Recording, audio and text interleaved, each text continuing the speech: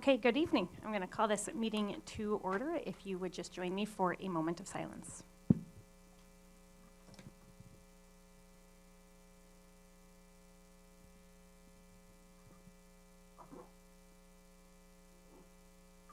And if you would join me in the Pledge of Allegiance. I pledge allegiance to the flag of the United States of America and to the republic for which it stands, one nation, under God, indivisible, with liberty and justice for all. Carrie, would you do roll call? Todd Clemens. Here. Erica Connor. Here. Mary J. Moore. Here. Joel Fredericks. Here. Art Schneider. Here. Vito Schwartz. Here. Craig Wirtz. Here. Jill Warner. Here. Jerry Winchowski. Here. Okay, this is an open meeting and it has been noted as such.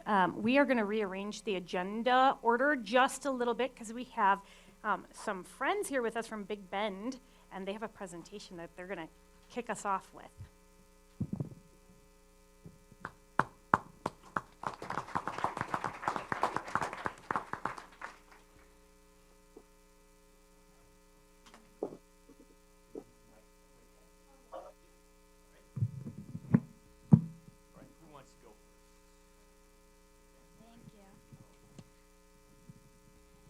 Hello and welcome to our Future City Galax. We're all 6th graders from Big Bend Elementary. I'm Sadie Watchery.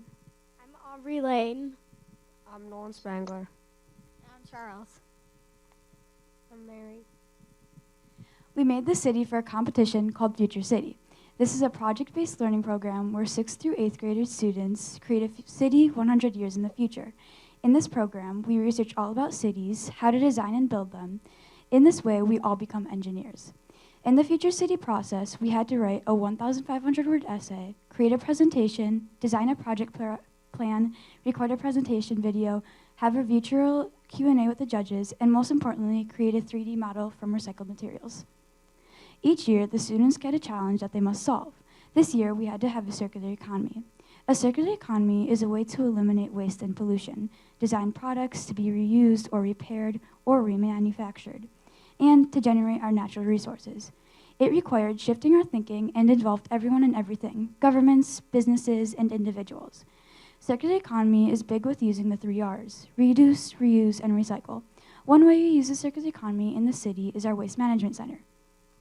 So our Waste Management Center is this right here.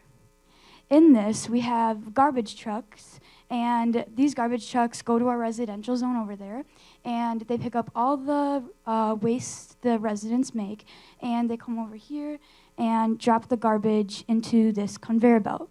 Then the conveyor belt moves and crushes the garbage into these blocks. These blocks we can use to make our houses, make our buildings, and they're almost indestructible. And the Waste Management Center is a really good way to use circular economy in our city. Galax got its name from a Turkish word which translates to the word future in English. We changed up the original word and came up with Galax City. We use nuclear power in our city as the main power source. We did this because nuclear power is the most reliable and clean power source there is. It also takes up less space than other green power sources. We also used hydropower as a backup source. In this Future City competition, there were many special awards. We ended up winning Greenish Transportation. We have 2 forms of transportation in our city. They are algae-powered cars and algae-powered hoverboards. The cars are mainly used for adults and farther distances or any other reason that people would use cars today. And the hoverboards are mainly for kids or shorter distances. So if you live here and you have a friend that lives over here, you can use your hoverboard easily to get over to their house. Like I said before, all of our transportation is powered by algae. All of our algae is grown back here in our algae farm. We have 2 kinds of algae. We have regular algae and bioluminescent algae. The regular algae, as you know, is turned into fuel. We do this in 3 simple steps. The algae is harvested and then brought into our factory here. Here the oils are extracted and the oils are then used to make our fuel. This fuel is then either bottled or put in containers and is either sent to our algae fuel store or is shipped to other cities that also use algae fuel to power their means of transportation. The bioluminescent algae is used in our roads. As you can see, there are light blue dots in our roads everywhere to represent the algae. This is really good because it makes our roads glow in the dark, meaning that we don't need street lights. It's also a lot easier to see our roads at night, so it helps prevent crashes. Another thing we have in our city are firefighting drones, which are represented by these little marbles here on top of our fire station. These marbles represent our drones, and the drones are really amazing because it helps save lives. Instead of using firefighters as humans, as we do today, going into fires and trying to help people, we use these drones. Now, instead of having so many people die in the line of duty and trying to save others, these drones prevent that, and they fight the fires themselves. What they do is they pick up the river water, and then wherever the fire is, they'll drop the water onto that fire. As you can tell, everyone on the Big Bend Future City team really enjoyed this project. I know that other kids from also elementary schools also enjoyed it. Before Future City, we knew almost nothing about circular economy. Now we are almost experts in it. It has taught me real-world skills that will help me in life, such as working with a team, problem solving, the engineering design process, how a city works, and project planning. It has helped us improve so many creative skills that made us think and come up with different types of solutions to our problem. We also really wanted to thank you for letting us share and hearing us out. Questions? Where do I get some of this light up algae for my neighborhood? Over here we have an algae fuel store where it's either shipped off to other countries towns that also use bioluminescent algae and algae to power their cars. And you can also buy it from our store so that you can use it in your own car. Very cool, you guys. Congratulations. Thank you for coming.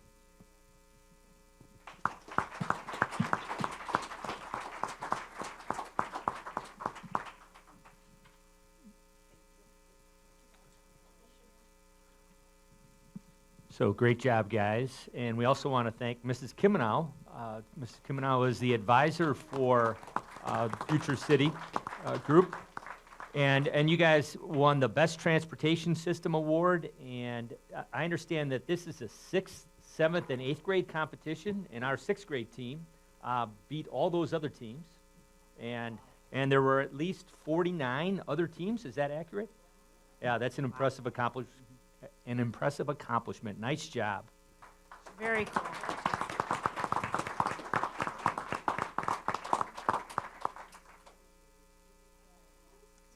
I'm serious. I need some of that algae in my neighborhood. Can't see a thing. I was just curious why we couldn't ride the hoverboards. I was going to ask if there was a prototype to try out, but maybe next year.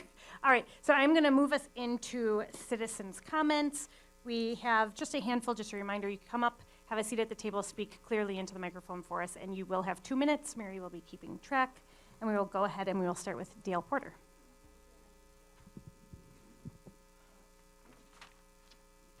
Good evening, everyone. Mary, don't cut my time short. Try not to. I just want to talk about COVID protocols and the disappointment, I guess, I have that it's taken so long to bring this up. Many parents feel like we've been shut out for months talking about this. When it's such a serious issue, mental health and the grades of our community with our kids, I'm pleading with you to please end all the protocols, right down to ripping those stickers off the school doors, recommending masks. Just last week, my daughter, I called her in sick, 8 years old, called her in for her cough. Half hour later, I get a call from the school. They didn't even give me all the options. They told me, this pretty much quoting, Taya can't come to school unless she goes and gets a COVID test or gets an alternative diagnosis from the doctor. I waited, I'll see if she's gonna give the other alternative, and it never was there, and I was like, well, she can't stay home for 5 days not go to the doctor, and she sounded really irritated that I knew that. So for the sake of our kids, I'm asking that all COVID protocols come to an end. Ever since I put my name in the hat to run for a school board, I've had countless phone calls and emails. This one this past week, I actually cried reading it about the mental health of their children. It's bad. It's in crisis mode. There's a waiting list for kids to get mental health help. And we need to be leaders. We shouldn't say we're doing better than other communities. We should be the leaders and leading the way, getting rid of all these protocols. Thank you for your time. Thank you. Okay, next up we have Karen. I always say it wrong, don't I? Talicki. Sorry, come on up.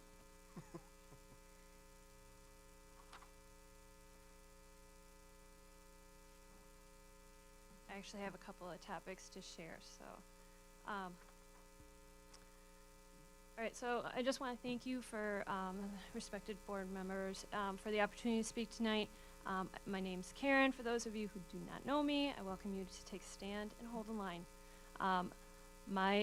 In my past, I've served as on the front lines of medical for trauma, responding as a surgical nurse, saving lives of many young and old. I spent countless volunteer hours in leadership as a parent association co-chair officer. I've been a school adolescent health instructor, a community member of the parish council. I still lead, or in some regards, some liturgy leadership team. I have carried the weight of many community leadership members, and I can see when to say something and step up. And I have to say, excuse me, parents are being distracted right now, period. They're missing what's going on. And the last month, only really a small amount of parents, I want to say maybe even 6 parents, showed up at the school board meeting.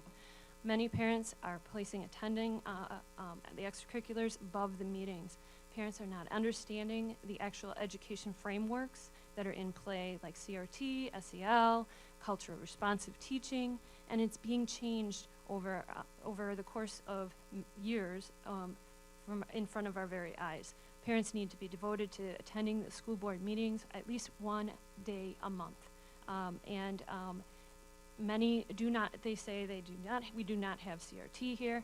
Okay, partially, that's partially true, but partially not. However, if you measure the last 5-10 years, a different picture populates. We can see really the gutting of our focused quality education. Wrap it up. It needs to be placed during the COVID propaganda timepiece. I see it as simply an excuse to an open social emotional learning system that is basically CRT in disguise. Okay, thank you. That's enough time. I'm talking on 2 different topics, so, and that was not 2 minutes. We were allowing 2 minutes That was for not every 2 person that, yes, it was. It was 2 minutes and 3 seconds, actually. I'll let you go a little over. Well, the ultimate goal of children developing into critical social emotional proficiencies such as empathy, social consciousness, and recognition to eventually apply critical thinking skills to the environment around them on their own. The end goal is to have the children question and analyze everything in their lives, such as history, issues at school, and outside school, especially at home. Once a child develops these abilities, academic and social emotional, they will always view the world and make decisions through the lens of critical race theory. Thank you for coming. Next. Mark Summers.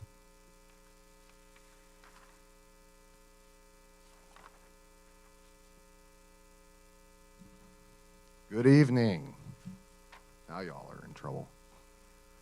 All right, first I want to start with the COVID mitigation strategies. So we've been bringing this up for a while to remove the testing from our school grounds, and we would like immediate removal of all testing from school grounds. The tests are not FDA approved. They are authorized under the EAU, Emergency Use Authorization, not FDA approved.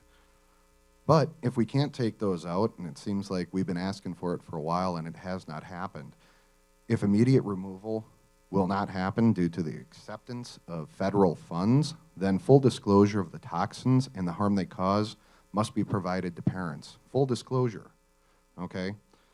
not only to the parents, but the children and the staff, because the staff are being asked to take tests as well. So, 3 of the main ingredients in tests, including one of them that is the home test that is also mentioned in the message from Mr. McNulty in his email. Sodium azide.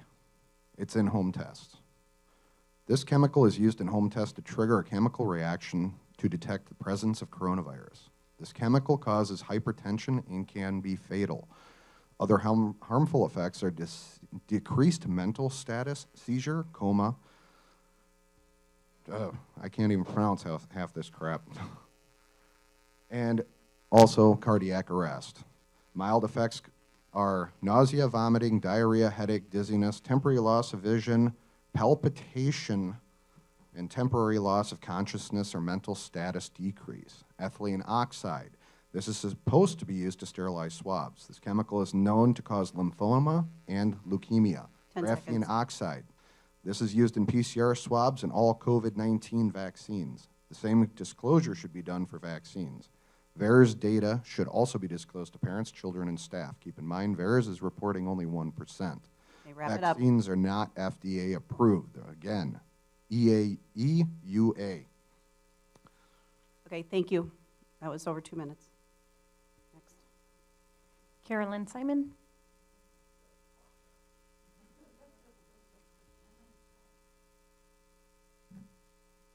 Hello, I'm Carolyn Simon. I am running for school board. Oh, hi everybody that's out there. Vote for me. I'm excited to see that COVID mitigation is on the agenda tonight. I know a lot of parents have been looking forward to seeing the mitigation go away. So I'm really hoping that the board has a constructive conversation tonight and chooses to eliminate all of the mitigation, the masking signs, the the list of all the symptoms, getting that to go away. The 5-day, if a person tests positive, that they have to stay home for 5 days and it's not a parent's choice. I think that's really important that parents have the choice to hold their kids home if they are positive, and they can hold them home for as long as they want, because sometimes symptoms can go longer than that, and responsible parents may choose to hold them longer than that. Some parents might say, hey, my kid's healthy, I'm gonna send them back. So I'm excited to hear your conversation. I want to encourage you, please remove all of the COVID mitigation. A lot of parents are really excited about this meeting tonight and excited to hear the updates. Thank you. Cheryl Zastrow. I didn't know how much. Hi. So I'm Cheryl, as she said. I've been a critical care nurse for 44 years. I'm retired, thank goodness, but I was still there after the whole thing started. So first I want to start with some of the responses that the MASD got, that they posted, what they asked for input from people. So I just want to comment on those. I do have knowledge on this. The money that was for supposed COVID relief that comes with having to prove compliance is part of the reason some of this has to be reported as far as the testing. I do want to say that the PCR testing, through part of the group of the agenda, got a patent to start this in 2015. PCR testing cannot by design diagnose COVID. It can't diagnose anything. The person who invented it in 1990 is dead, but his comment is that it is not to be used for diagnosing. We cannot use it for COVID. 70% of the results are false, but it just enlarges a piece of DNA so it can be examined. The World Health Organization, it recycles it really fast. They made them do it at 100,000 cycle counts, so there's large stuff. It just shows up anything you've had to build up immunity in your lifetime. If it's real large, you might have a cold going on, but it doesn't mean COVID. So anyway, social distancing is not normal or required. Someone suggested, that, but not at the risk of our kids, they did say. So if a person's sick, of course, stay home. But studies show that prolonged closeness to someone having no symptoms has a 3% chance of getting anything. It's a droplet precaution, not an airborne, like TB is airborne. I could be a distance from you and you could catch it, So the HEPA filters in the air ducts, that's not necessary. Only like in an ICU when germ is aerosolized, it can stay Gotta in wrap there it up. longer, but it dies quicker. Is my time up? Yep. Oh, shoot. Okay. Thank you. Thank you, Cheryl. Next, I have Ashley Shrimp.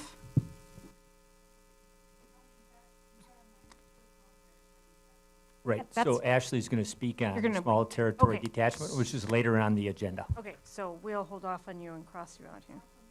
That sounded familiar. Max, I can't read your last name, I'm sorry. Okay,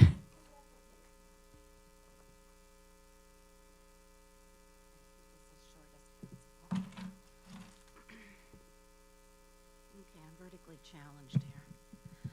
Good evening. I will keep this as short as possible as I know you have a full agenda. We've learned a lot these past several months regarding the pandemic and used drastic measures to combat the virus. My greatest concern right now is what's going to happen down the road. What is your reaction going to be when the normal flu makes its appearance this fall? Are you going to revert back to pandemic policies? Are you going to require that students be vaccinated and boosted before they can return to school with this experimental injection?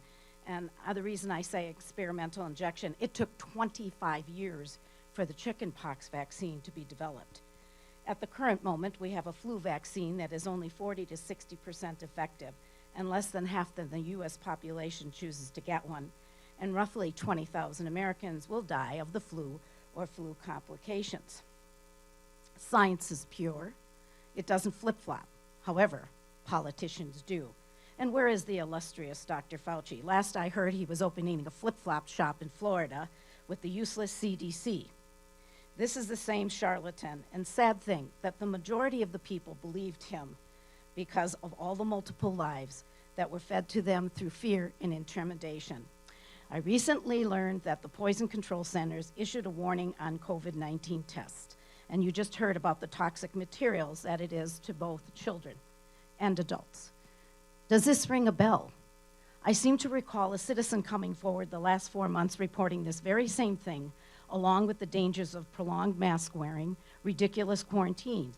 Here is an individual who took the initiative to research and support the stats regarding this subject matter, not to mention that she has spent numerous years in the medical field, but she was dismissed.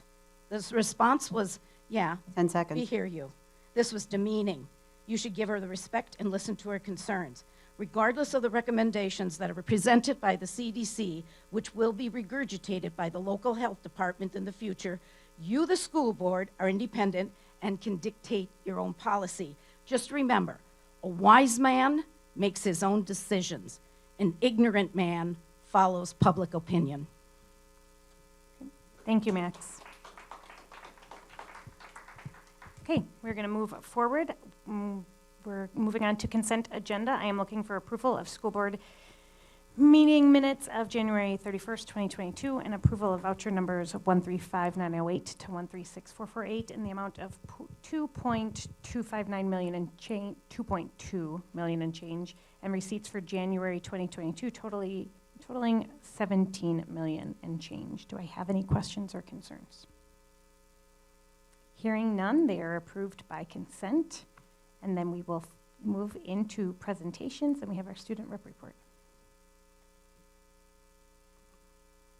There we go. February was a busy month for the community education program.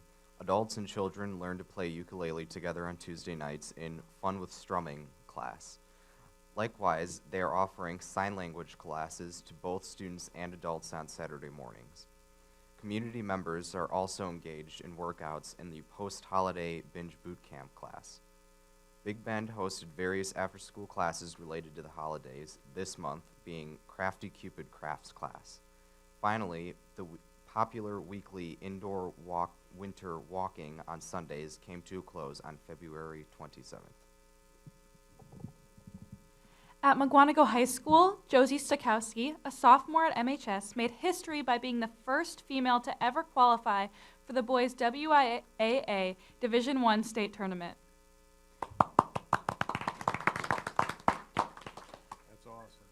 The wrestling team won the Classic A conference for the 11th year in a row and a WIAA regional title for the 5th year in a row.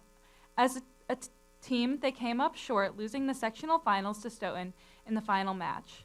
They finished with over 60 participants in the program and a junior varsity team that won state last January, one of the largest teams in the state.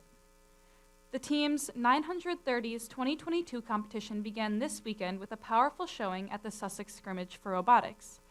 The team's dedication hours to ensure that the robot was prepared for this event showed that they were the only team that was able to climb to the highest traversal bar in the endgame. Following their success at Sussex, they are preparing a robot for the first competition at Duluth on March 3rd. At Parkview Middle School, 3 Parkview 8th grade concert choir singers were selected by a rigorous recorded audition process to sing in the biennial American Choral Directors Association Midwest Regional Middle Level Honor Choir, performing at the incredible Harris Theater at Millennium Park in downtown Chicago on February 19th. These outstanding students competed against hundreds of other middle-level singers from all across the region to earn a spot in this year's honor choir. Parkview is proud of their singers who won a coveted spot in this prestigious ensemble and performed at the regional ACDA professional convention. Their names are below. Not even going to try the names. Come on. Last week, PVMS celebrated National School Bus Driver Appreciation Week. They appreciate everything the drivers do for the students and the community. PVMS conducted their annual Battle of the Books competition last week. Congratulations to all the participants. On February 15th, it was National School Resource Officer Day. Parkview appreciates Officer Pettit every day. His strong relationships with staff and students create a safe learning environment for all. He's an important member of the PVMS team. His musical talents are a bonus. PVMS is seeking volunteers willing to present at their annual Career Day on Friday, April 22nd, 2022. If you or someone you know would be interested in speaking about a healthcare-related field, please reach out to their school counselors. At Big Bend Elementary, 4th graders had a blast participating in a mock Second Continental Congress debate. Students practiced researching both sides of an issue, the independence of the 13 colonies. Taking a position and supporting their position with reasons and evidence, they also considered and prepared for rebuttals. It was a fun way to conclude their Revolutionary War unit. Congratulations to Big Bend School's top 5 in the annual Wisconsin Mathematics League contest. At Eagleville, February 2nd was Global School Play Day. Eagleville students and staff were excited to participate. Students were able to bring in non-electronic toys and games from home. They learned about teamwork, problem solving, sportsmanship, and critical thinking. Lots of fun was had by staff and students. On February 17th, Eagleville had a taco dinner and STEM fair that raised money for their sister school in Pueblo Modelo, Guatemala. Families could purchase dinner, Lucci lights, or water filtration systems. Hearts in Motion, a local organization they partner with, shared about Pueblo Modelo, and they were able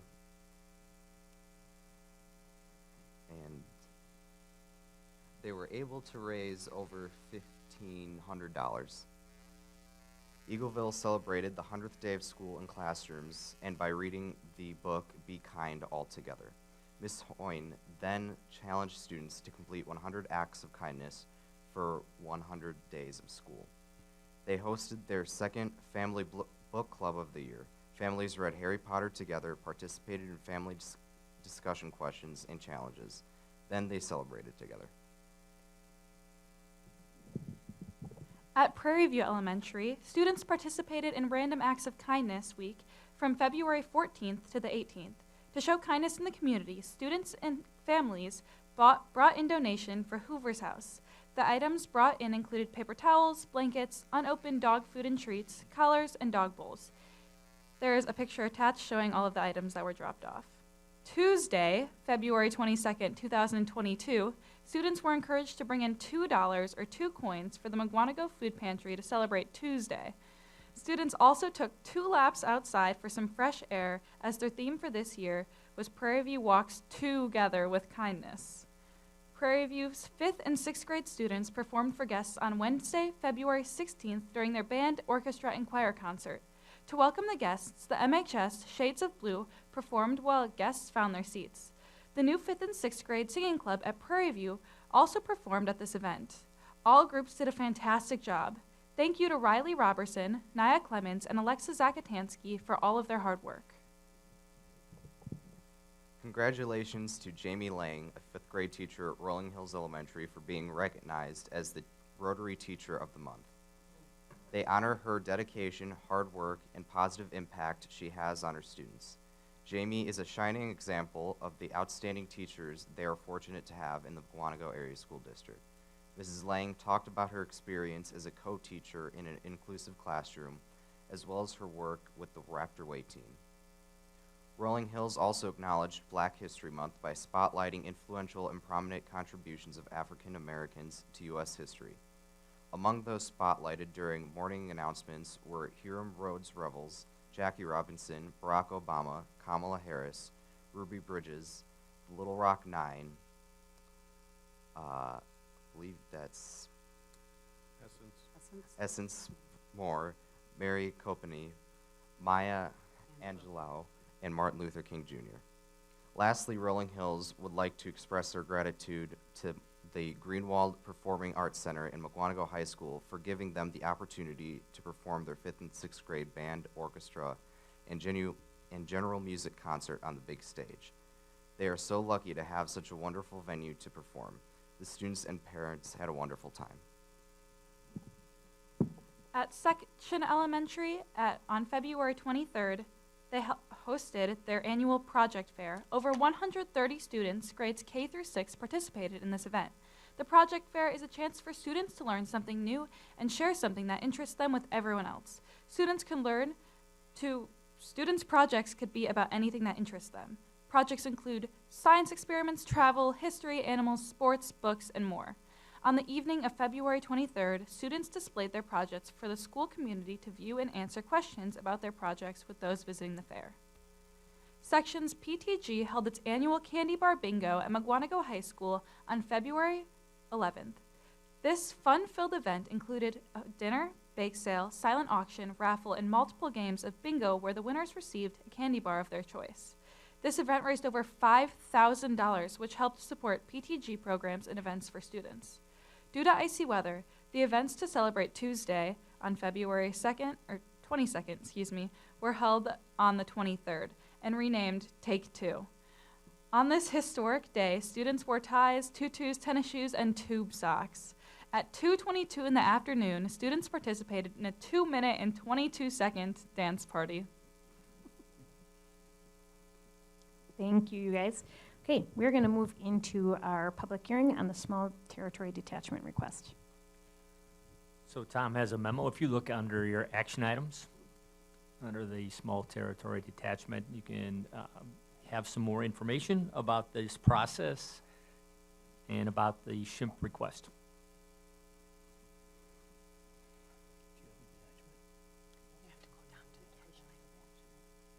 Under action items, scroll all the way down. Under action items.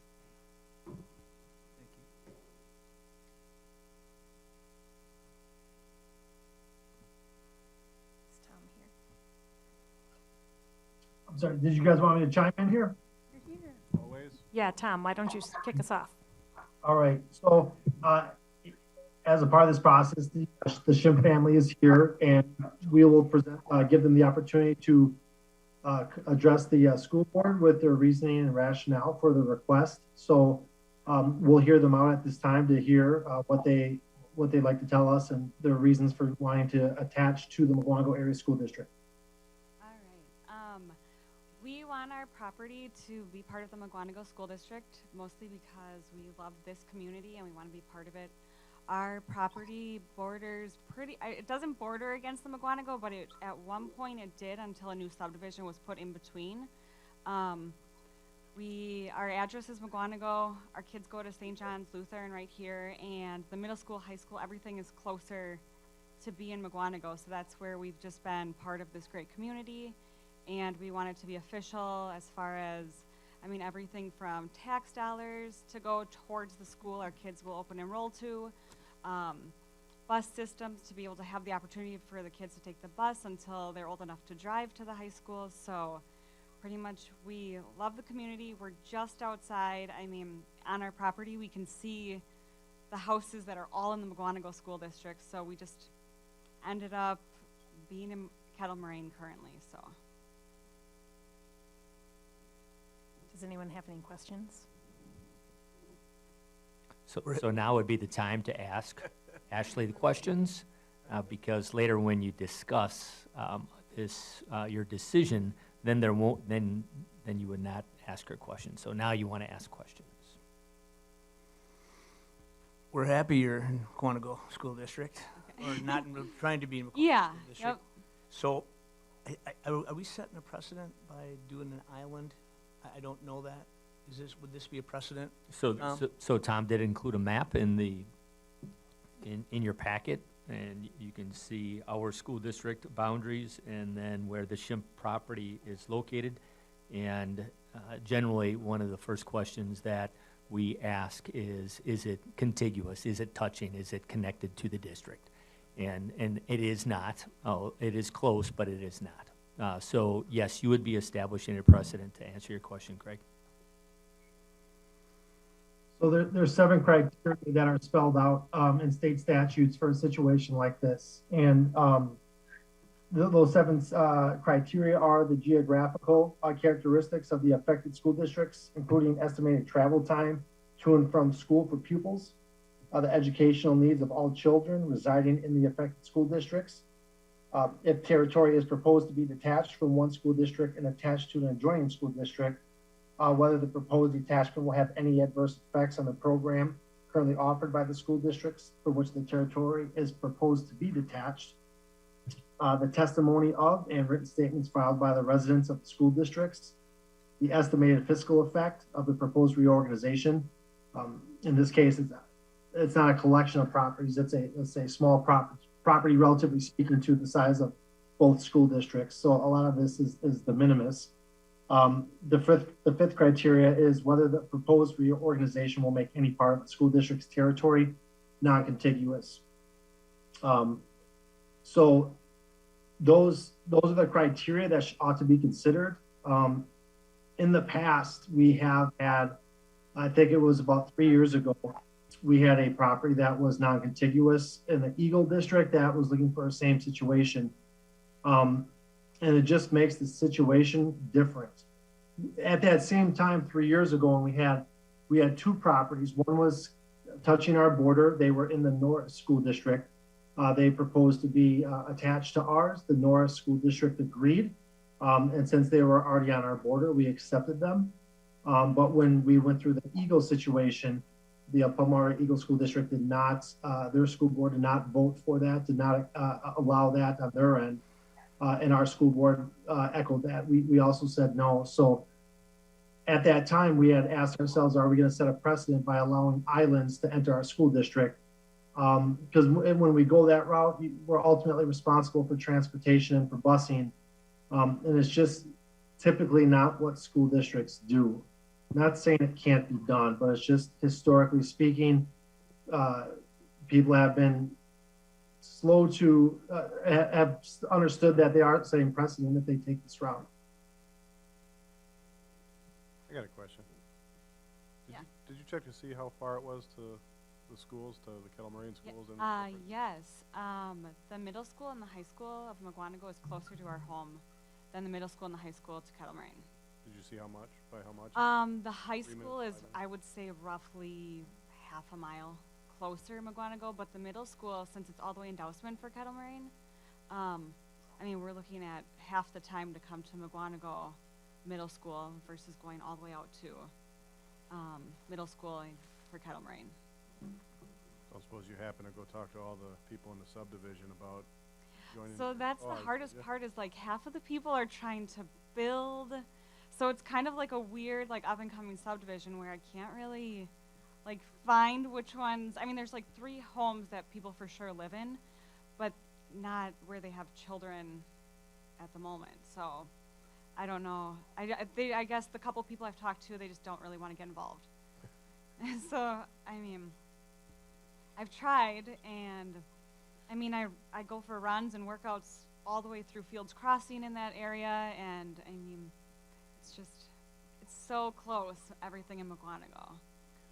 So not to be talking about fiscally responsible, but would this pose a some type of a bus situation? I know we're trying to decrease our bus routes now.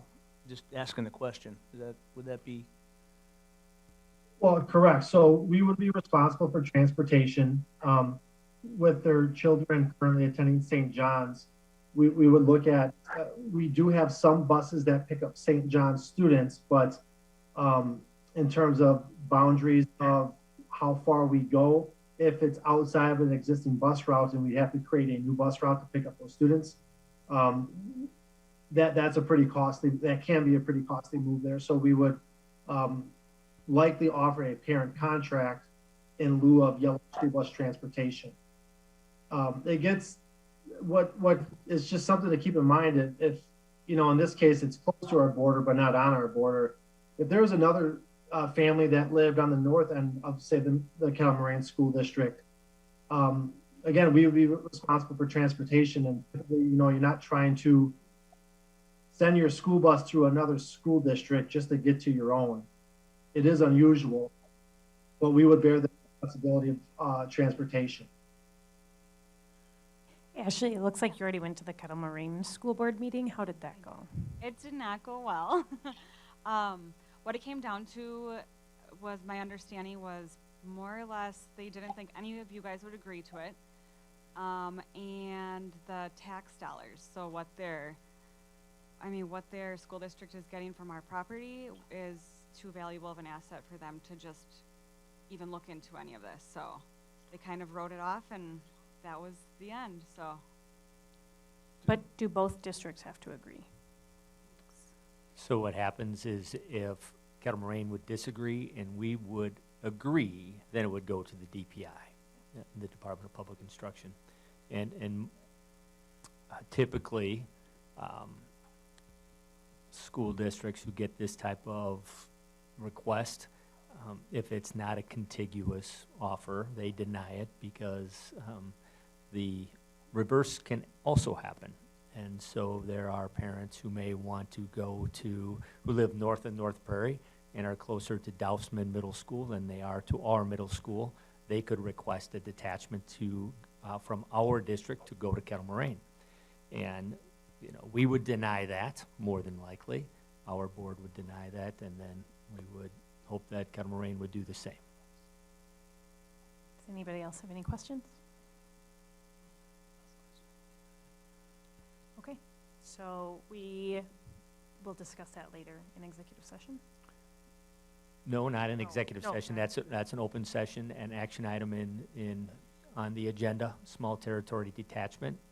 And so you'll do a vote at that time. You can amend the agenda and do the vote at this time if you prefer. I think we're here. Are we good? Just moving up this action item? And you can do that by consent. You don't need a motion, but you can do a motion to amend the agenda if that makes you feel better. Let's do a roll call. Make sure everybody's on board. Amending the agenda to address this action item right now. Yep. Erica? Yes. Mary? Yes. Joel? Yes. Art? Vito? Yep. Craig? Yes. Jill? Yes. Terry?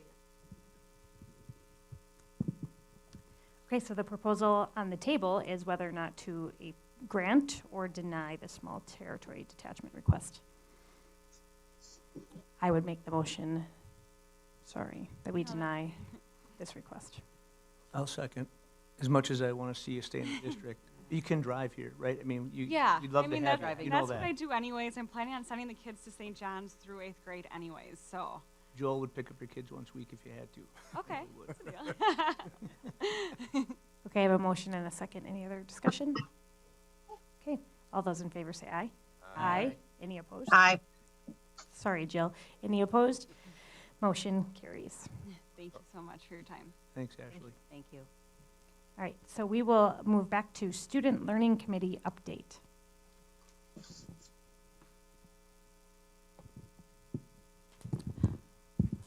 Okay, in student learning this month, we had a very busy meeting.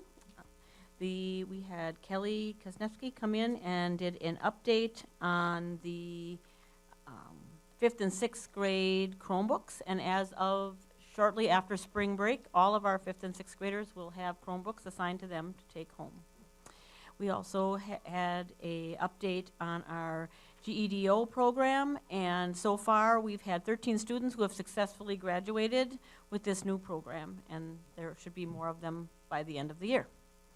We also discussed the WVS classes for 2022-23, and what that is it's Wisconsin Virtual School, and Stephanie had asked the committee to consider keeping the partnership for approved situations for the 22-23 school year. It is not an action item.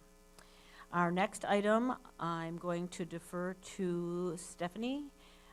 It's our SEL Learning update, and Christine Bowden came in and gave an update on our K-8 curriculum. Yeah, so Christine was there. She's been working with a group of K-8 counselors, school counselors on an update to our SEL curriculum. She put in the packet, if you didn't see it, she put in the packet the redo of the curriculum that they have done so far and are working on. In addition, she let the committee know that Second Step, which is the resource that we've used for this curriculum, I'm not sure how long, but for quite some time, has it's been updated, and so we are piloting with that. Please keep in mind that we don't follow Second Step to a T. It's a resource for us to support the curriculum. It is not the curriculum itself. It's not what we use from front to cover. She also told Student Learning Committee that if any of the board members at this point would like to see the digital copy of that she would share that. So I'll extend that for the whole board at this point too, as we work through a pilot, and then it will be coming for approval or not based on how that goes. Okay, we also talked about live streaming for absent students, and after some discussion, it appears that the live streaming is used at the high school and the middle school, and they like it. They like to use it, and it's appreciated. In the elementary schools, however, it is kind of cumbersome, and so the committee agreed that teachers could return to supporting students through absences as was done prior to COVID. The district will continue using Google Classroom and Seesaw to support the students. We also discussed the Esser funds and how the effectiveness of the Ready, Set, Go summer program, which will be repeated again this year, as well as the Esser positions that we support. We also had a report on our committee for the valedictorian and salutatorian committee recommendations, and that their work what had happened was it was almost unanimously, almost, not quite, that we would go to a different program, and for recognizing academic scholars, a committee was formed. This committee will work up what that would look like and then bring it back to the Learning Committee for more discussion. We also discussed the German program. It was brought to our attention that the German program as a whole is diminishing and decreasing in number. So it was just brought for information, and we'll bring back numbers after the registration is done for the 2022-2023 in order to figure out what the staffing will be and where that program may head. Stephanie Bowden previewed the upcoming community event to be held at Brooklife Church. Was that held? No, that was during our snow day or our ice day on Tuesday, so that's going to be rescheduled, and I can't remember the date, but we'll get that to you. But it's being rescheduled. Okay. And that's it. Okay, thank you. And then Personnel Committee update. All right, we talked about the 22-23 hiring update, and Steven's coming off here. We're gonna give him a minute. I'm gonna go over that real quick. All right, with the early retirements, we were able to move forward with getting some jobs posted on Weekend. We have an English teacher position at the high school, as well as a social studies position and a literacy intervention position. At the elementary level, we've got a 5th grade position at Rolling Hills, 5th, 6th, and a 4K position at Big Bend. Clarendon has a kindergarten and a 5th grade spot. Section is looking for a 2nd and a 4th grade teacher, and Parkview, Prairie View is looking for 4th and 5th. We're also looking for special education teachers at Clarendon, Rolling Hills, and Prairie View, an instructional coach at Rolling Hills, and a art teacher at Rolling Hills as well. All right, then we also went over a summary of benefits. Each spring, the school district issues contracts to the teaching staff for the following school year. Contracts typically are given to the teachers in mid-May to sign. We also did the Elmbrook School District contract services. We do that every year. Mm-hmm. Yep, that was just an explanation that we do co-op with them along with some other Waukesha County school districts to provide special education services when we don't have enough students for one complete staff member, one full-time staff member. So we share staff. Share staff, yeah. All right, and then we had a teacher compensation update. Work in progress, I would say. Continuing on with year 2 in terms of getting people caught up. Right, the board gave Stephen some input on what they're looking for with that teacher compensation model, and we're taking that into account. We'll continue to work on that. Thank you. All right, thank you. And then we have Finance and Facility Committee update. We finished up our facility touring at the high school and then went through our long-range facility planning. Tom also went through enrollment projections and then the 5-year budget forecast. Tom, anything to add to those specifically? Yeah, in terms of the long-range facility planning, we took an opportunity to go through the tech ed areas, through the gym spaces. Andy Trudell presented athletic wish list, so to speak, of the things that he would like to see the district add if the opportunity was there. And Mike Ganabach, our head football coach, also presented on our fitness center and how we've maxed those spaces out with student enrollment. So we're doing a great job with the classes that are offered in there. For just membership projections and looking at how many students we will be able to include in our third Friday count for our revenue limit purposes, which drives our funding.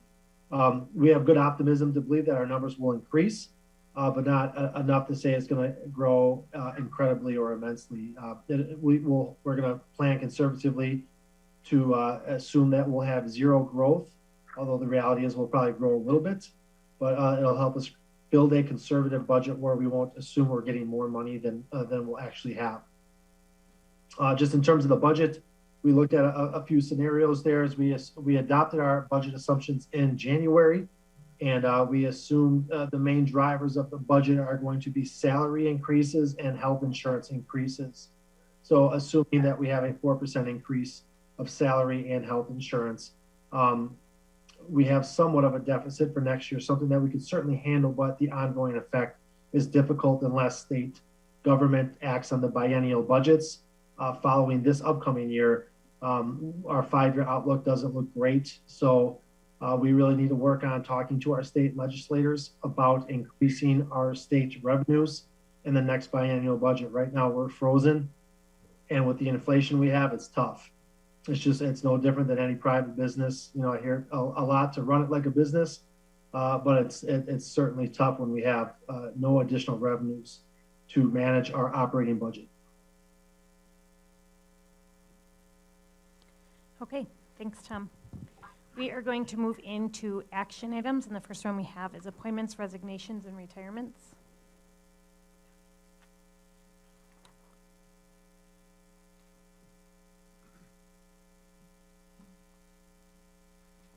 For this month, we have Jean Murphy, ELL teacher, District Service Pupil Service.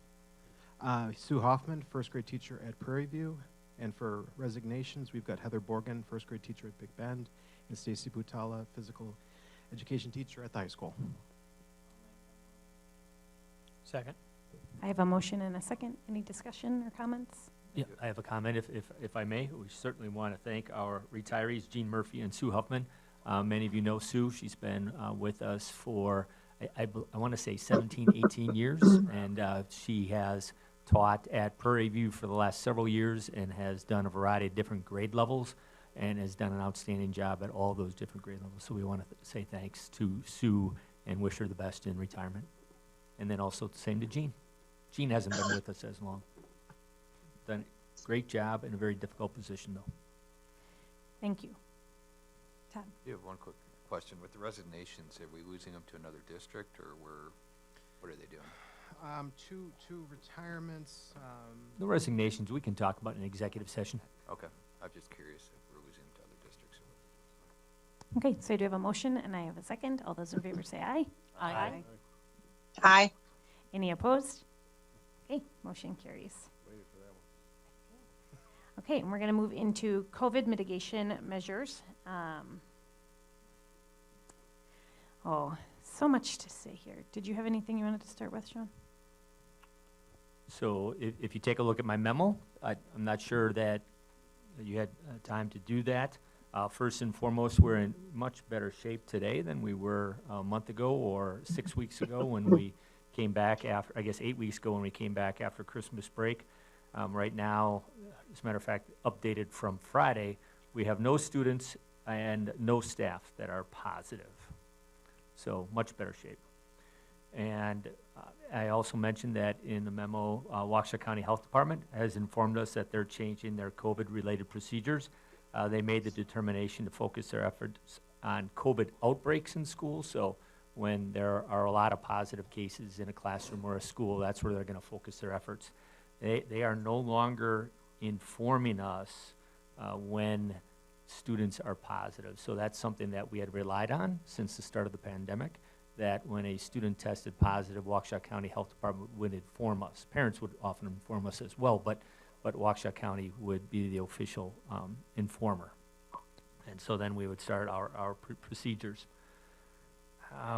So we're looking for guidance on how you want to proceed for those students and staff that test positive for COVID. Contact tracing, as you know, we are not contact tracing like we did last year. We're not placing students in quarantine, but we still inform parents when there is a positive in a student's classroom. So those kinds of, we should have a discussion about that. The symptom chart, and as you can see, our medical staff is okay with moving on from that. The dashboard, we update that on Tuesdays and Fridays, and so we're looking for a little input on that. And then the COVID testing program at Mukwonago High School, we discontinued that at Big Bend and Prairie View because Summit Labs didn't have the staffing. And so you can see the number of tests that have been done at MHS for the last several weeks. And the week of January 10th, for example, there were 245 tests done. The last several weeks we've had about 50 to 60 each week. And then masks on buses, the CDC clarified their guidance for mask requirements on buses this past Friday, and masks are no longer required on school buses. Well, based on what we're seeing here, I would like to make the motion to remove all mitigation measures for COVID at this point in time. I think our numbers are low and we don't have to worry about getting anywhere near our 20% closure rate any longer. And I'd like to thank all the parents for their help with all of this throughout the year. This was definitely something none of us prepared for. So Mary made the motion. Sorry, Jill. Vito seconded. Yeah, I'll second it. Sorry, Vito beat you. And he's fighting for it, so he's going to keep that. You got it. It's all his. I think in the motion in the second, should we go through these points and just make sure we have the motion clear? Yes. So for students and staff that test positive for COVID, your motion is saying, what are you wanting to say about that? We no longer requiring tests for positive or negative. So I don't think we should be testing the kids anymore. It's, if you're sick, you stay home. If you're healthy, you come home. Kind of like the flu. Yep. Well, I think we need to back up a second, though, because the testing, the only testing that we require at this point is if you have the symptom chart. Let's back up to the symptom chart.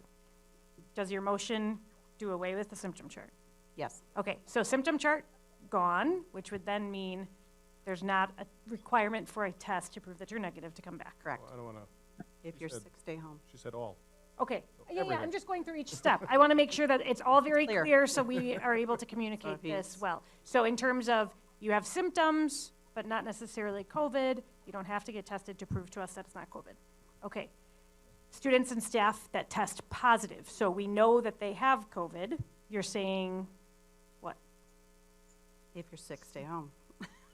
So if they don't have any symptoms and they're healthy, then they can come back. I mean, So the current, what we're operating is under the current updated Waukesha County Health Department, which is if you test positive, you stay home for 5 days. After 5 days, if you're getting better, you come back. So you're wanting to get rid of that. Okay. So I think our nursing staff would want to interject here and say that we do require for other illnesses, for example, whooping cough, there is a requirement for kids to stay home. So Right, with the confirmation that you tested positive. Right. So I think with your symptom chart gone, that does not require testing to prove that you do or do not have things. We're talking about the few that would be testing positive. And I'm not inform- sharing an and opinion. informing I'm us that they test clarifying. positive. So if we're informed and we actually know, yeah. should they, are you saying they don't need to stay home the 5 days?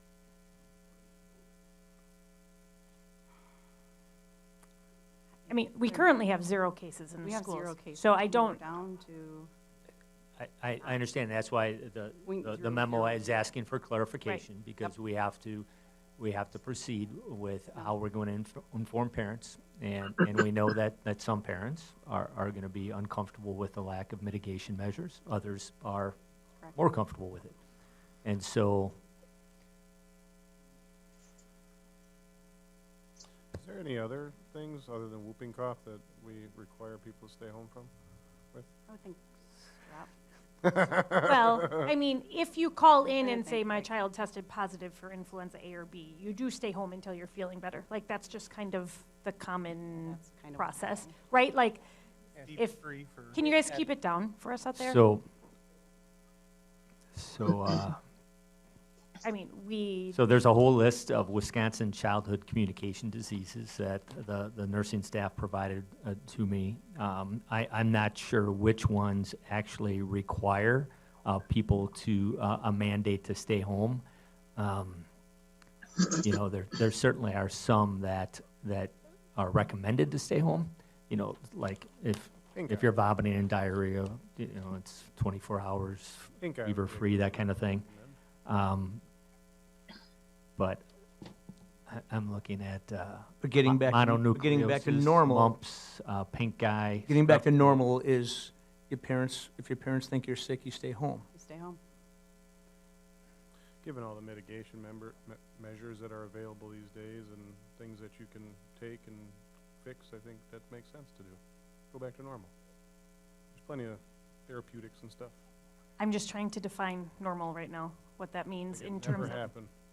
So if somebody is sick, though, like you just said, pink eye, right? So if there is something that is contagious that you have confirmed have it, such as COVID or pink eye or pertussis or the things, the practice is, what is it that you're proposing in your motion in your second? Well, the COVID right now is a cold.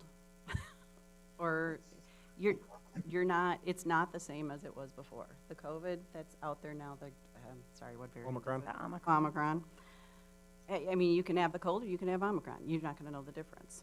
I think at this point, if you're sick, you stay home. If you're healthy, you can come to school. So you're just saying no definition of how many no days? definition of how many days. So are you saying just symptom-free? Symptom-free. And like with those symptom-free, I mean, you have a temperature, you have to be symptom-free for 24 hours, correct? Correct. Well, and currently, Well, we don't you had even a say fever. symptom-free, we say improving symptoms. We don't say symptom-free right now. We say no fever and improving symptoms. But we already have some guidelines already in place. Right. Well, that's what I'm asking, I'm if your just motion talking about removes fever. that, or? No, no, no. Okay. The guidelines that we already have in place are still there. I mean, you have a temperature, you stay home. So you're free of it. I think she's just referring to the COVID things, not everything. Okay, so. No, I'm referring to just our general, everyday. Yeah, I understand what you mean. Prior right, to the yeah. COVID rules. Contact tracing, Go. Gone. Okay. The chart's gone. Oh, So I'm going to interject here. Yes, please. So again, so if a parent does inform us that their son or daughter is positive, and I do think that some parents, because their own children are immune compromised, have some kind of serious health condition, they still may want to know if there is a positive case in their child's classroom. Can we do a email blast where they opt into getting emails or notifications too? So the Yes. nurses do not have to call every single student? Yes. Okay, let's go with that. okay. So then now I'm hearing an opt-in format for contact tracing. Yes. That limits they don't have to worry about everyone. Right, and obviously when we have one or 0 cases, that process is much easier. COVID dashboard, is that something we currently, or we continue to update on Tuesdays and Thursdays, or? No, we can be done with that. So no dashboard. As long as you're keeping the board informed if the numbers change. Okay. But you don't need to send out the dashboard. And Okay. then COVID testing program at the high school. Do they say how long they would want to be there as far as when it's worth their while to, because I know some of the COVID testing places, other places have moved or gone to different facilities because the numbers are going down. So because these numbers are getting so low, does Summit have a point when they're going to say, we aren't going to do this anymore? We haven't gotten any guidance in that regard. Because I We would could be wondering. if- find out. I wouldn't fathom a guess on that one. But again, that is an optional program. It is a convenience for our staff and our students whose parents would like them to have that test. So I'm just clarifying the motion on the table. So this Yeah. is the last part of the motion in terms of, With all these different things, I mean, I believe the testing is a service to the community for nothing. And if people want to get tested, they want to get tested. If they don't have to. And it's like, okay, here's my I mean, thought. so far, I can get on board on that, but then all of a sudden, one thing that I'm not on board on. I think we should back up and take throw these it all 5 out points one at a with time. bathwater. Because I don't think we're going to have one neat I agree. motion Yep, I that's would going to cover all of I would this. appreciate that. Thank you. Okay. So start if you want to keep. All right, I'll make the motion to students and staff that test positive for COVID. They no longer need to, what is it, the quarantine, sorry. 5 days. Quarantine the 5 days. So isolate for 5 days. Isolate for 5 days. Okay, so we have a motion Second. and a second. Any other discussion on this topic? My discussion on this would be, I have no problem, except for the fact that if there would be parents, maybe, that would send their kids to school with COVID, and then I just understand from what you're saying is you want parents to opt into knowing if there's someone in their class with COVID, rather than, like when we have a head lice case in our classrooms, we send a note home that says, we have had a case of head lice.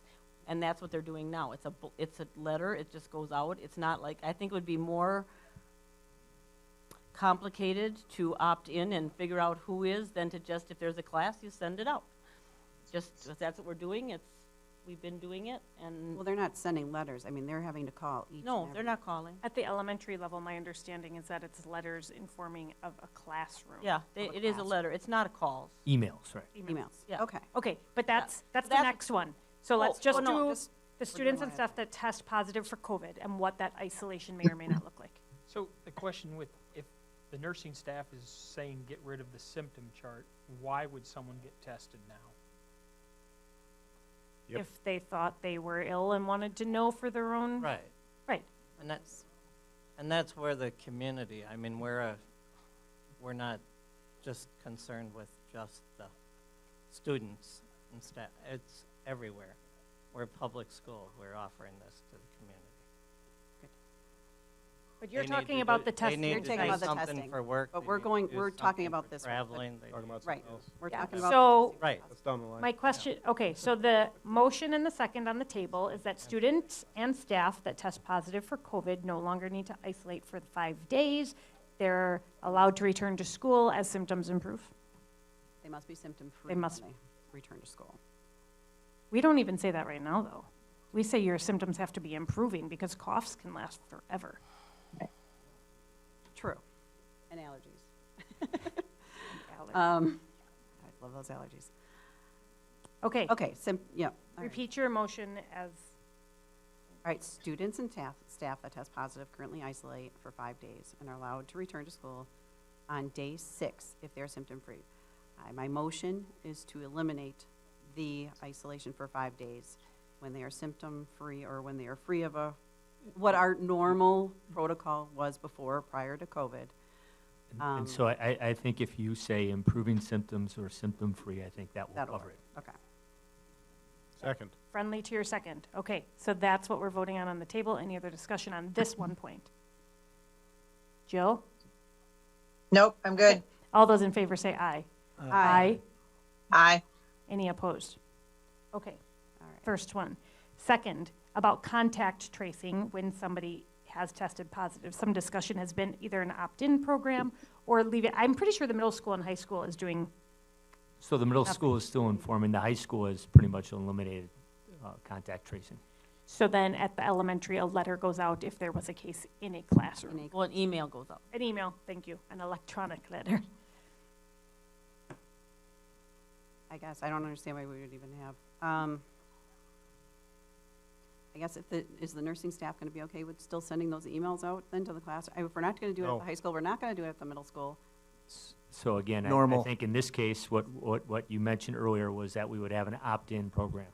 So we will survey the parents if they would like to be informed. If there's a positive case in their son or daughter's classroom, we will let them know. We'll let them know. But is that Yeah. more complicated than just continuing doing it like we would for head lice or any other communicable disease? That's what we do. It will be complicated if we go back to 100 students that are positive. As long as it's a minimal number of A minimal students, number of we're students. going to be fine. We're fine. Okay. I'm with the So opt-in the- option. So the motion on the table is for contact tracing, an opt-in option if parents would like to know. Yes. If, okay. Would that be district-wide then, as far as middle school and high school as well? That's up to you guys. Yeah. But I don't yes, see why yeah, not. To answer, we They're can not do doing that, it now. yes. They're not doing it now, are they? No, but there are some but parents that there- actually may like to know. Oh. So if Yeah, it's that being might be optional for comparable. people to opt in, I see zero It's reason all to not. electronic. They just go and hit a button and say yes. Okay, so you have the motion on this one. I will second eliminating contact tracing and making it an opt-in only. Any other questions or discussion on this one? I just want to say, if we go this and this passes, then I want to be sure that parents are very clearly communicated so that they know that if they don't opt in, they won't know. Correct. Yes. All right. Does this mean that we have to, is it just the nurses doing it, or do we have specific people doing the contact tracing? So we have 2 district nurses that are part of that process, but we also have health room assistants at each school. So they're a part of that process as well. In the past, we've had additional staff that were helping with contact tracing, but we don't any longer. I guess, I don't know if I'm answering your I question. had one of the nurses say that they still have 5 people doing the contact tracing at a school. Is that, I mean, it gave me an impression that there was that's a job. Like, that's something that people are just doing. I didn't get into the. Like, are you finer asking if we have details. full-time contact tracers? No. So we have other staff members, like health assistants or office staff that would help with that process. Okay. All right. Okay, so do we vote on the Yep, no. contact tracing? No, we're still talking. Okay, so all those in favor say aye. Aye. Aye. Any opposed? Okay, motion carries for that one. Utilization of COVID symptom chart. I will make a motion to get rid of that thing. All right, I'll second. Sorry. I'm Bye-bye. done with that. Any I'll just- discussion or questions on the chart? Okay, So Noel did text me, and chicken pox was another example of a childhood disease is where Noel watching? where the isolation would be longer than a day. Sure. Okay. Okay, Any discussion on the COVID symptom chart? Okay, all those in favor say aye. Aye. Aye. Any opposed? Okay, motion carries. COVID dashboard, we are currently updating it Tuesdays and Fridays. Is this something we want to keep going? Make the motion to eliminate the dashboard. Second. Any questions or discussion on that? Okay, all those in favor say aye. Aye. Aye. Any opposed? Motion carries. I have a question, Sean. If a parent wants to know, will there be numbers somewhere? Are you still going to keep track of them, or will there be no? It won't. No, we'll still They keep have to, track. yeah. And so, yes, they can contact us and we can They let them could know it's be not an opt issue. in. Good idea, Art. Okay, COVID testing program at the high school. I would like to keep it until the use goes down to a minimum, where it's a convenience for the community at this point. They're still using it, and when the numbers go down, we can eliminate it. I second. I would say, is that the motion? We have a I motion second. and Art has a second, so now we can have discussion. Oh, okay. I would say we get rid of it because it doesn't, I mean, it's not free. Everybody thinks this stuff is free, but it's not. It's costing us money, and it's, the fact that everybody thinks it's free is kind of scary. Somebody's making a bunch of money off this stuff, and the fact that we're giving away something that and essentially does cost, it's going to be costing us millions, if not billions of dollars.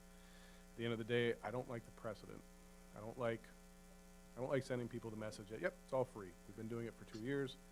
I disagree with it. I don't like that it's a thing. And we're down to like 50 people that are using it a week. It's less than 10 a day. Yeah, it's nice, but we don't have to do everything. We don't have to do everything for everybody. We have to do what's right for the community. That, so it just doesn't seem to make sense to keep. So, yeah, go ahead, Art.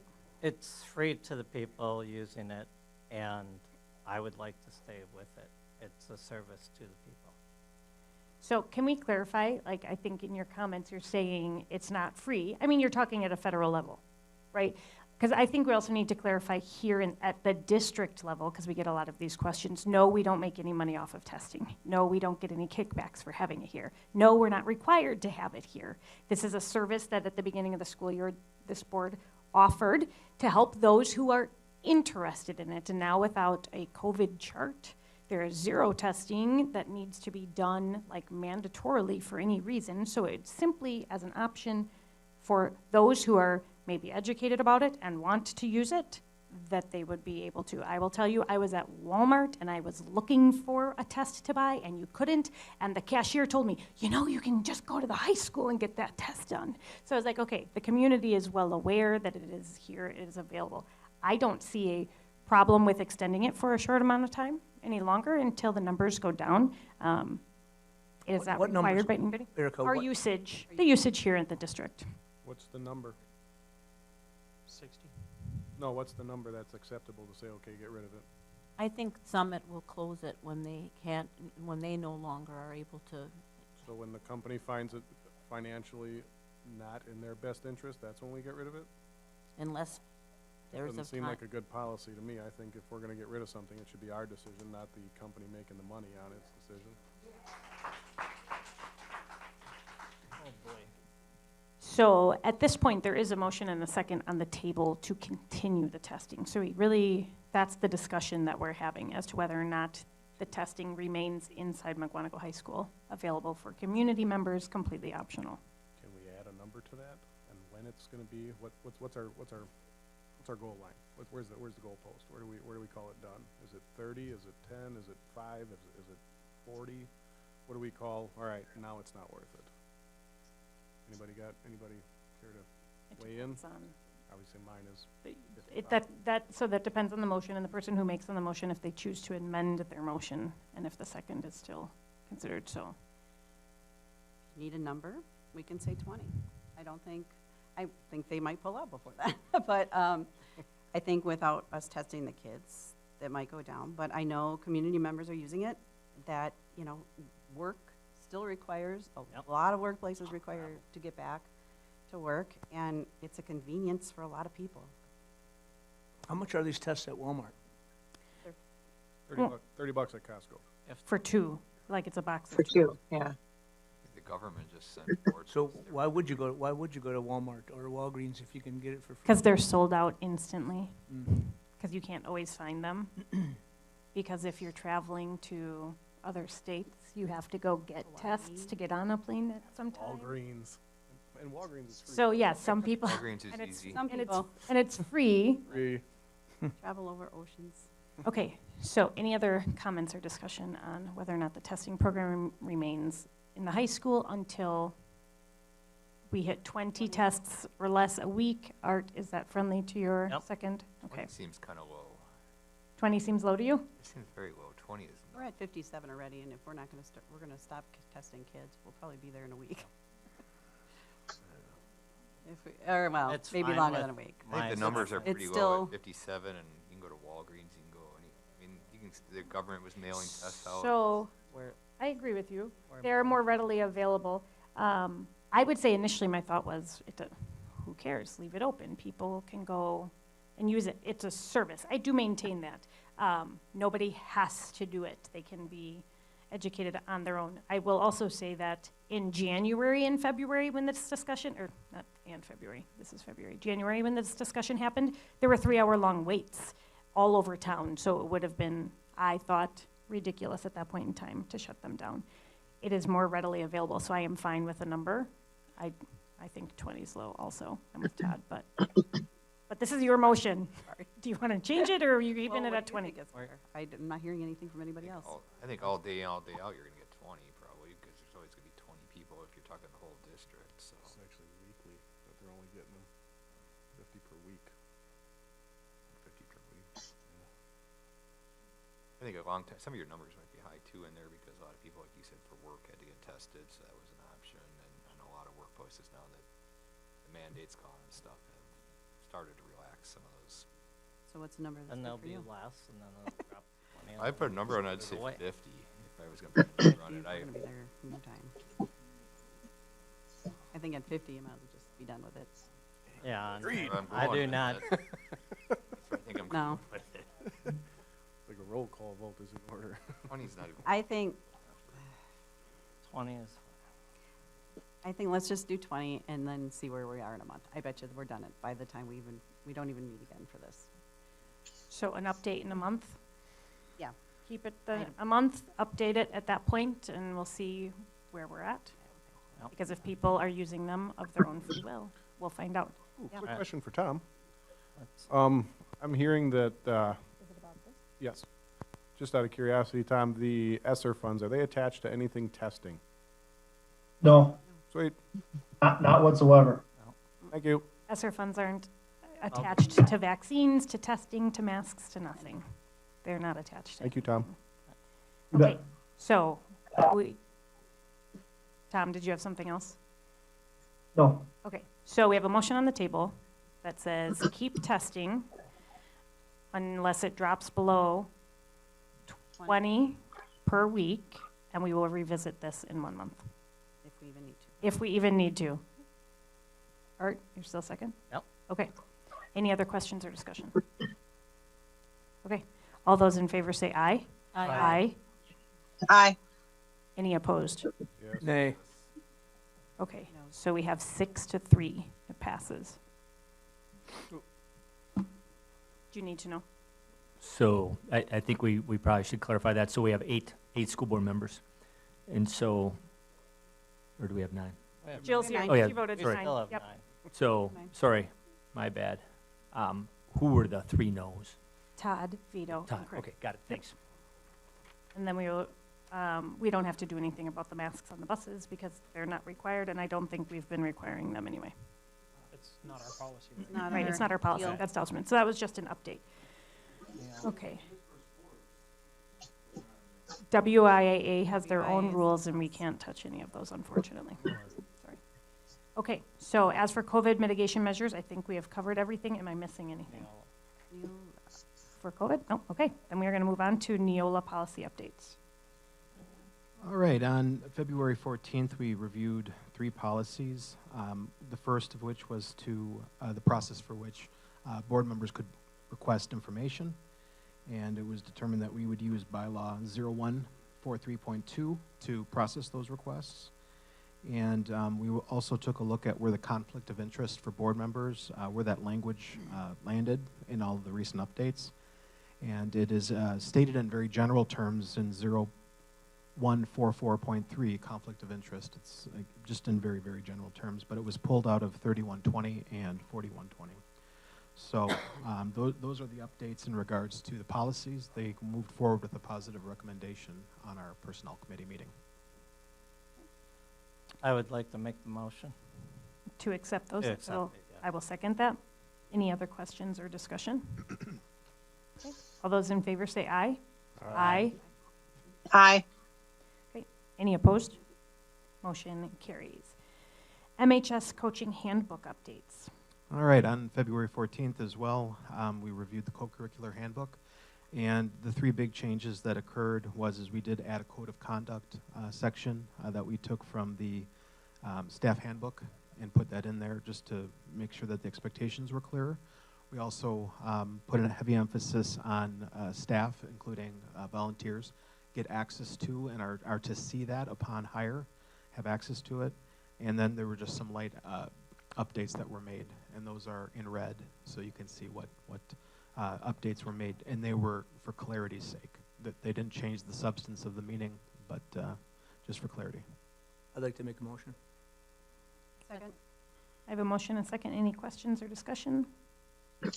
Well, you're stating they'll have access to it, Yes. but we're going to be a little more proactive and Yes. make sure they Absolutely. know they have it. Yep. Access. Okay. All those in favor say aye. Aye. Aye. Any opposed? Motion carries. We have a request for Junior Varsity 2 soccer team. Yeah, last week, last finance committee meeting, Andy Trudell joined us and the request to add an additional JV2 soccer team. The cost of the program would be an additional coach's stipend, which is $2,400 for the season. The request is being made due to the large number of participants that would like to play soccer, and Andy's hoping that we could do this, and the finance committee is recommending that we do this. We can certainly fit this in the budget. I think it was budget neutral with a $100 participation fee, correct, Tom? Yeah. I would A like to motion. make A motion. Second that. I have Craig, a motion, and Art, a second. Any questions or discussion? Does this go away if the numbers go down too, or permanent? Yeah, so we're making this motion right now to have this opportunity going forward, but if the numbers do fall off, then we just simply wouldn't utilize this position. We leave it unfilled. Any other questions? Okay. All those in favor say aye. Aye. Aye. Aye. Any opposed? Okay. Motion carries. Fund 41 capital purchase approval. Okay, so we deal with a bit of a conundrum where Andy Wagner, when he does his buildings and ground projects throughout the summertime, our fiscal years stop on June 30 and begin again on July 1st. And that's not really helpful, as summers are his busiest months to maintain our buildings and perform the big projects. So last year we had some projects we were hoping to finish by June 30 and have billed and paid for out of last year's budget, but unfortunately that did not happen.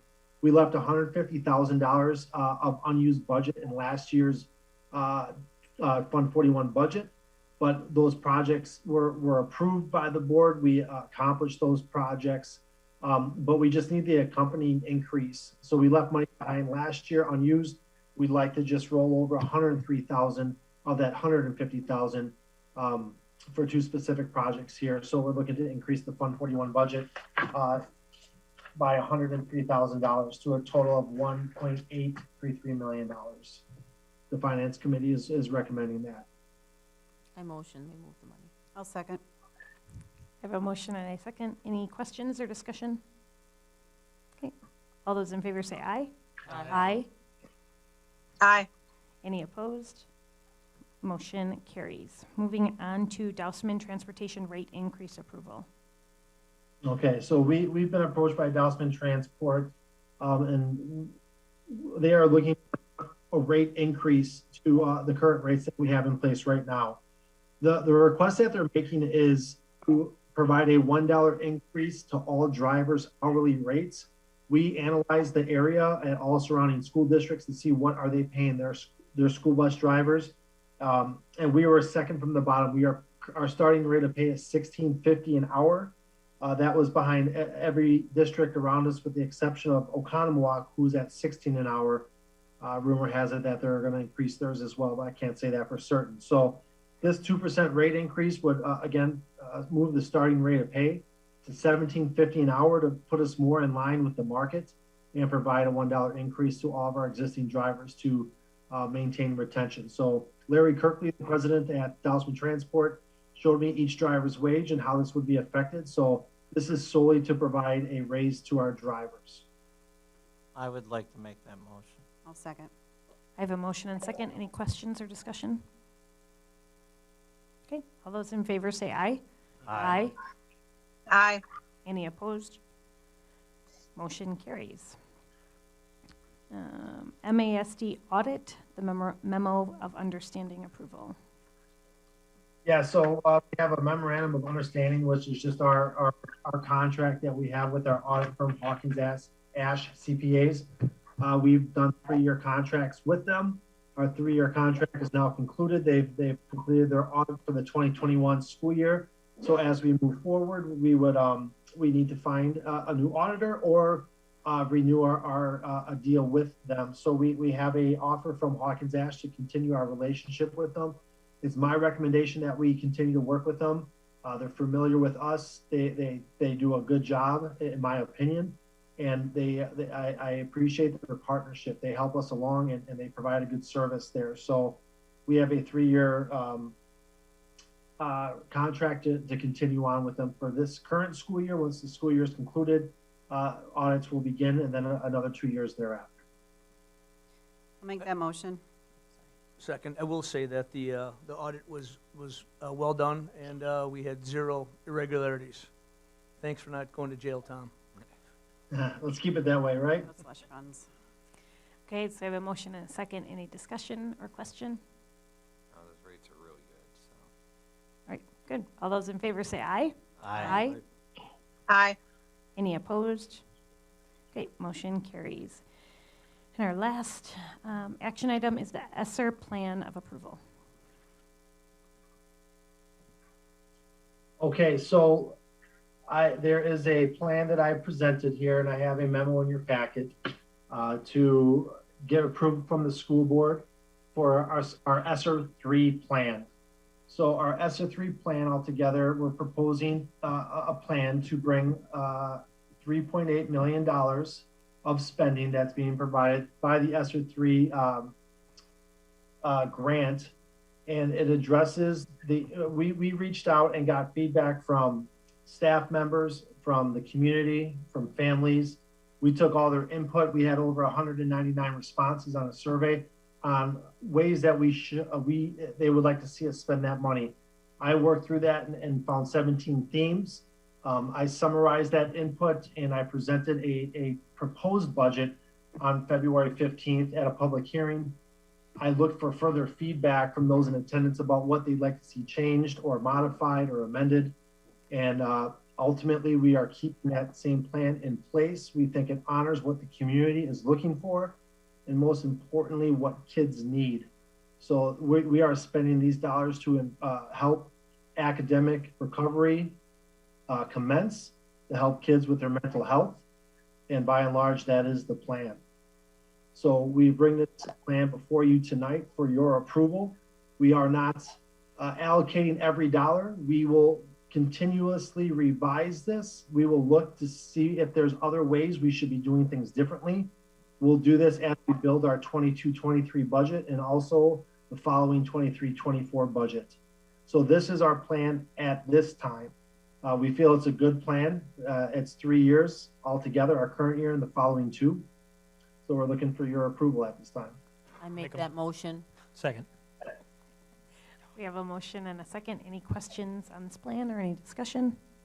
I'll just say one more thing. We talked a little bit in committee about how do we judge this, right, Tom? How do we make sure that the money spent is a great plan and we're seeing progress? I'd like to have more talk about that down the road. Yeah, most definitely, Craig. We talked about that internally with those in the district office about how we're going to do that, and we're making plans to be able to show the impact and the outcome of the dollars spent. We agree with you. We think that's important. Any other comments or questions? Can you expound on the HVAC improvements? Hospital air, Todd, really. Air quality? Air quality. Air I mean, I think Andy did a great job explaining it. We'll never get to be a ER type of air quality, but we want the best we can get, and we haven't been, or it hasn't been. We got to talk about filter levels, everything. Like our filters aren't good enough. You should come to a finance meeting, Todd. They're awesome. Just so we're clear on it, nothing in here is forever, right? Everything in here, because Esser funds run out essentially at some point, right? So there's nothing in here that we have to worry about that is ongoing, that, because you had mentioned earlier that in 5 years we're going to have some budget issues that we need to deal with. Well, that's a one-time, I imagine that's a one-time thing. But everything we're spending on right now, we are doing this intentfully to avoid a fiscal cliff. The positions that we're hiring with these dollars, we're being very candid with these positions in that they're temporary, that they're going to be 2 or 3 years in nature, and that is it. The intent is to have academic recovery take place, and once we get there, then it's done. So we are avoiding putting ourselves in any type of a fiscal, an unfavorable fiscal position because of what we have here. This is all temporary in nature, truly one-time costs being funded via one-time revenues. I trust you on that, Tom. I just wanted the community to be able to hear you say it. Hey, Tom, I have a quick question on this. The teacher laptops and software services, that's something that we will maintain ongoing. So I assume you're going to have a place for that in the budget then, you know, once we get through this 23-24, because we're certainly not going to remove laptops, I would assume, and the appropriate services to support them. We have a refresh cycle for all of our technology devices, and that will certainly have to be a part of that conversation. Right. That always was going to be whether we're refreshing laptops or the Chromebooks that we currently have with our teachers. We're looking just to get a better set of right before our teachers. Because these are replacing their Chromebooks. Correct. So it's Chromebooks or it's laptops. Right now we're proposing that to go to laptops. We think that would be a better move for our teachers. The software services is something that we'll take a look at the impact. If the impact is strong, then we'll adopt that as a part of our operating budget when we get there 3 or 4 years from now. Right. So it's important to note that some of these programs could continue, but they would the payment for those programs would have to come from our budget after 2 or 3 more years. So the Ready, Set, Go, that very first item on the top, that's that 2-week summer school program in August at each of our elementary schools targeted towards those students that have fallen behind in reading. Initial reports from this past year that was a successful program. If we want to continue that in 24, 25, 25, 26, then we have to find alternative funding for that within our regular budget. So some of the programs may continue, but they obviously the Esser funds will run out, so we'll have to find other funds if we want to continue them. Correct. Right. Any other questions or discussion? Okay. All those in favor say aye. Aye. Aye. And aye. Any opposed? Okay, motion carries. And now we will move into unfinished business, starting with superintendent report. So just one quick reminder that March, because of spring break, we have a different committee schedule. So student learning will be on Monday, March 7, but finance and facilities and personnel will both be on Monday, March 14. And we agreed that personnel would go at 5:30 and finance and facilities at 6:30. So then there's no meeting on the 21st unless we decide we need one for some reason. That is over spring break. And then our board meeting will be on Monday, March 28th. And then at the Finance and Facilities Committee meeting, when we talked about our facilities review, our facility plan, the need for a board work session was brought up. And so we were wondering if Monday, April 11 would work for that. Again, that's a regularly scheduled personnel committee meeting. We could possibly have that personnel at 5:30 and then the work session at 6. Or 5:45. I'm free. You're not traveling? No, I get back on the 7th. So Tom does have a preliminary report from the population study, and it does sound like there is a potential for great growth. So we'll want to hear that first, right, Tom? growth? For great growth. That was April 11th. We'll hear that in April March. 11th, you said? So we'll hear that report in March, and so I think you want to have the work session after you hear that report. So then that's spring break, then it's, then it is a full board meeting, and then And then it's April. Work session, but if everybody else can do it, let me go with it. So Monday, April 11 at 6 p.m. Can we all just email you and get back to you? Yeah, I don't need an answer right now. I'm just throwing out that date and that you can let us know. And then if that doesn't work, then we'll go back to the drawing board. Learning Committee, March 7th. What time was that, Sean? Sorry. Learning committee on March 7 will be 6 o'clock. Thank you.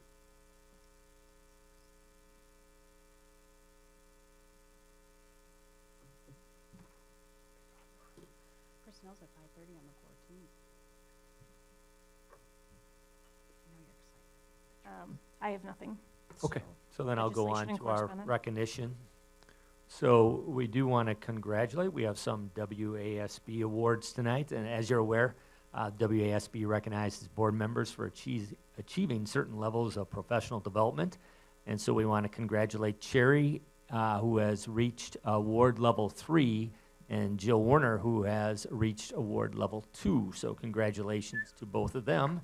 And we have their certificates here. Hand that to you, and I'll take yours, Jill. then we'll mail Jill's.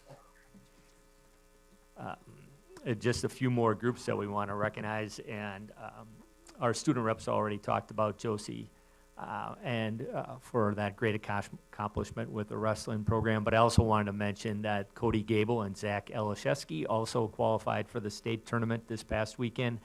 Zach didn't place, but Cody did place second.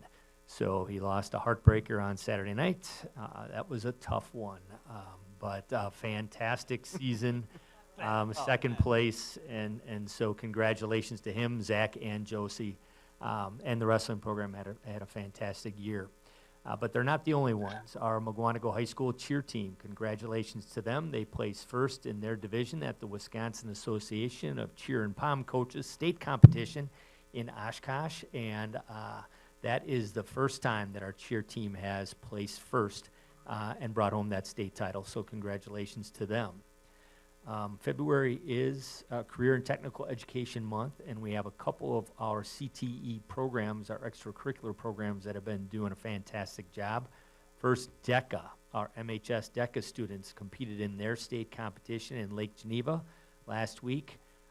As you probably know, Deca prepares emerging student leaders and entrepreneurs in marketing, finance, hospitality, and management in high schools and colleges. There were over 1,000 students from high schools across the state at this competition, and our kids did extremely well.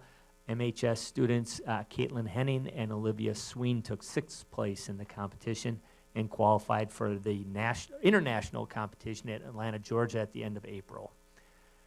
Our HOSA group, which is Health Occupations Students of America, 62 of our MHS HOSA students recently competed at the regional competition. 49 of them qualified for the state competition, which is at Chula Vista in the Dells in April. And I want to compliment our advisors for those programs. The DECA advisor is John Blejas, and our HOSA advisors are Christy Peterson and Emily Stewart. Those are some fantastic teachers in our CTE program at MHS. And then we also want to mention our gymnastics team. Last Thursday night, we had gymnastics sectionals, and we hosted that event, as a matter of fact. And our gymnasts placed second, and so they qualified as a team for the state competition in Wisconsin Rapids this weekend. And then I believe I have this right, although I'll confirm it for you guys and get back to you in email. But Jenna Conitzer, senior Jenna, I think she took second in the all-around, and so she qualified as an individual as well. And I think Sam Burge qualified sophomore at MHS in the floor and the beam, but I need to confirm that. So really some fantastic things going on across the district, as you saw with our Big Bend students, and also the groups that our student reps mentioned and I just mentioned. I think that's it. All right, great. At this point, I would entertain a motion to head into executive session. I'll motion. Second. Second, Cherry, if you could roll call us. Todd? Erica? Yes. Mary? Yes. Joel? Yes. Art? Yes. Vito? Nope. Craig? Yes. Jill?